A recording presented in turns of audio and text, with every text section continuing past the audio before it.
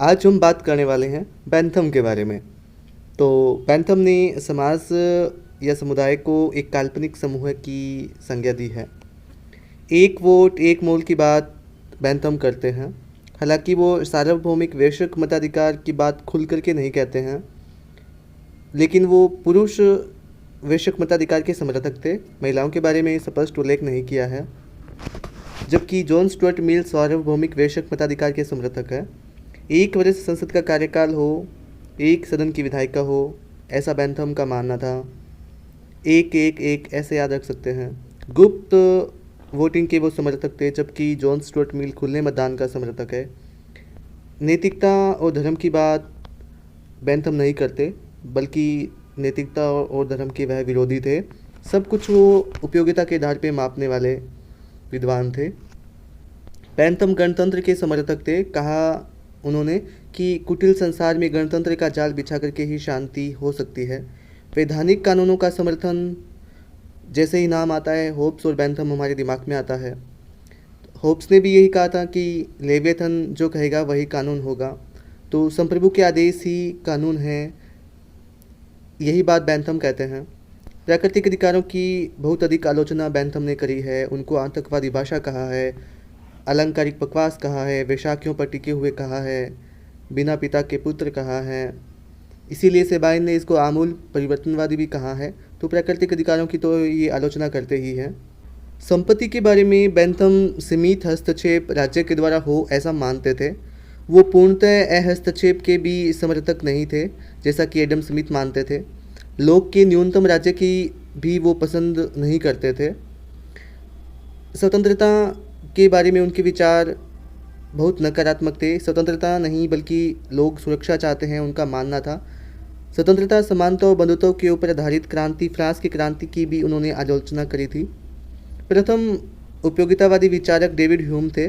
अधिकतम व्यक्तियों का अधिकतम सुख, ये शब्द जो है हेचिसन से प्रेरणा ली है बैंथम ने, जबकि सुख दुख जो है वो प्रिस्टले से लिया है। सुख दुख की मापने की जो पद्धति है उसको बैंथम फेलिसिफिकल कैलकुलस कहता है, जबकि मानचित्र जो सुख दुख का है उसको स्प्रिंग ऑफ एक्शन कहता है। शिक्षा की बात करें तो शिक्षा में मॉनिटरिंग पद्धतियाँ होनी चाहिए, और महिला शिक्षा में क्रिस्टोमिया उनकी शिक्षा पद्धति का नाम था। जेल व्यवस्था के लिए पेनोपेटनिकोन उन्होंने सुझाव दिया, जिसको कि मिशेल फूको ने दंड की उच्चतम व्यवस्था भी कहा था। न्यायाधीशों को बैंथम जजेज कंपनी कहता है कि न्यायाधीश अपने हितों के लिए ही कार्य करते हैं। संविदा यानी सामाजिक समझौता छोड़ दिया, बैंथम ने उसकी आलोचना करी है। कहा है कि मिथ्या लोगों के लिए, मनोरंजन के लिए मैंने उसको छोड़ दिया। बैंथम ने स्वयं को रानी के चौक का भिक्षु कहा है, जो महत्वाकांक्षियों का महत्वाकांक्षी है। व्यक्ति पहले है और राज्य बाद में है, बैंथम के विचार थे। बैंथम को व्यापारियों का पिता भी कहा जाता है, और राज्य बैंथम का नकारात्मक है, ध्यान में देने वाली बात है, क्योंकि वह कोई कल्याणकारी कार्य नहीं करेगा। चीज़ें नैतिक और सामाजिक सही तभी होती है जब वह वैधानिक भी हो। तूफान लड़ने के लिए श्रेष्ठ हो सकता है, लेकिन सहन करने के लिए शांति ही श्रेष्ठ है। ये प्रसिद्ध वाक्य है बैंथम के। बैंथम हेवेटियस की किताब से प्रभावित थे, और कानून बनाना लौकिक कार्य है, ना कि कोई पारलौकिक या दैवीय। ये प्रेरणा बैंथम को हेवेटियस से प्राप्त हुई। डोयले महोदय कहता है कि बैंथम रूसों की तरह भागा नहीं, बल्कि वैज्ञानिक मापतोल किया। मैक्सी महोदय कहते हैं कि भेड़िए के वातावरण में भेड़िया, साधु के वातावरण में साधुतापूर्ण माहौल, ऐसे कमिटमेंट करने वाले मैक्सी महोदय थे। यानी कि मैक्सी को मासी और भेड़िया जोड़ सकते हैं ऐसे।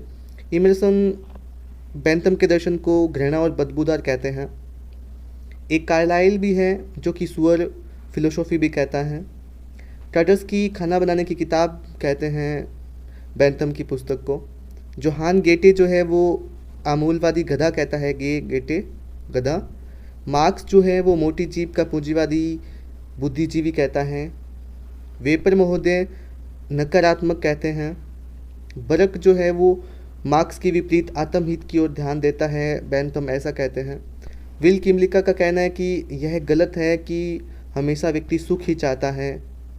शुम्पीटर बैंथम के दर्शन को छिछला दर्शन कहता है। कैंस कीड़ा कहता है। जो कि अपने ही शरीर को खा जाता है। वेनिस वेब का कहना है कि सिडनी वेब का बौद्धिक पिता है बेंथम। नीत्शे जोकर, फटी कम्मल आदि कह कर के उसकी आलोचना करता है।